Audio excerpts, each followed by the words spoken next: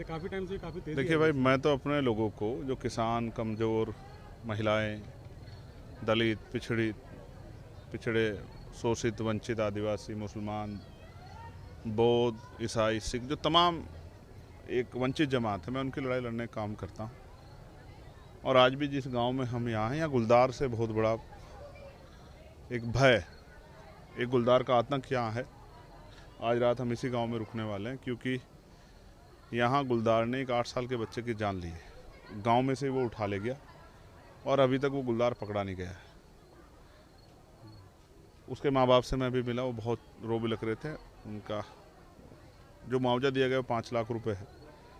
इस तरह की जो हिंसा होगी, इस तरह की जो घटना होगी, 5 लाख रुपये मुआवजा होगा। मैं इस मुआवजे से भी सहमत नहीं है। 5 लाख रुपये का मुआवजा कम है।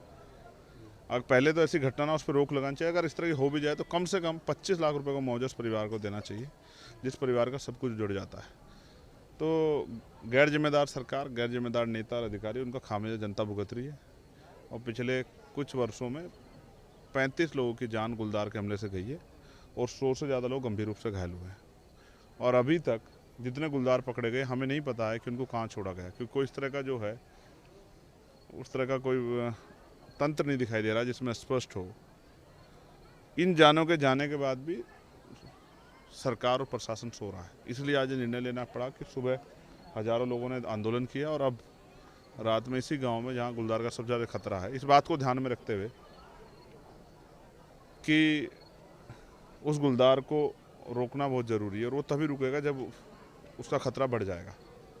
तो अगर मेरे ऊपर हमला होता है गुलदार का, तो इसका जवाब पूरी उत्तर प्रदेश सरकार को और केंद्र सरकार को देना पड़ेगा, मेरे लोगों को, और इस प्रशासन को, एडमिनिस्ट्रेशन को भी देना पड़ेगा, फॉरेस्ट के अधिकारी उनको भी देना पड़ेगा। मैंने इसलिए, मैं किसी दूसरे को दांव पे लगाता कि आप जाओ वहाँ, किसी की जान चली जाए, मैं ऐसा रिस्क लेना चाहता।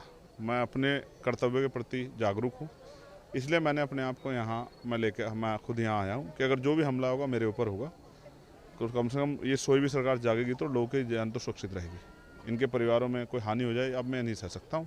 पानी सर से ऊपर चला गया, इसलिए मैंने फैसला लिया कि आज मैं यहाँ रह के, अगर जैसी परिस्थिति होगी, गुलदार आएगा, किस तरह की चीज़ें होगी और उसके साथ किस तरह का जो है वो पकड़ा जाता नहीं पकड़ा जाता, ये सरकार को सुनिश्चित करना है।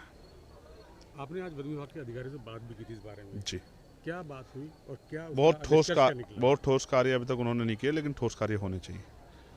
इसके लिए मैं बहुत सख्ती से मैंने आज उनसे कहा है कि उनको जो है उस तरह के जो है इक्विपमेंट्स जो है मशीनरी नहीं यूज़ करनी चाहिए, टेक्नोलॉजी यूज़ करनी चाहिए, और ड्रोन के जरिए या हाई मास्ट लाइट के जरिए उसको चिन्हित करना चाहिए। गांव वाले बता रहे दिखाई, ये हर 3-4 बजे इधर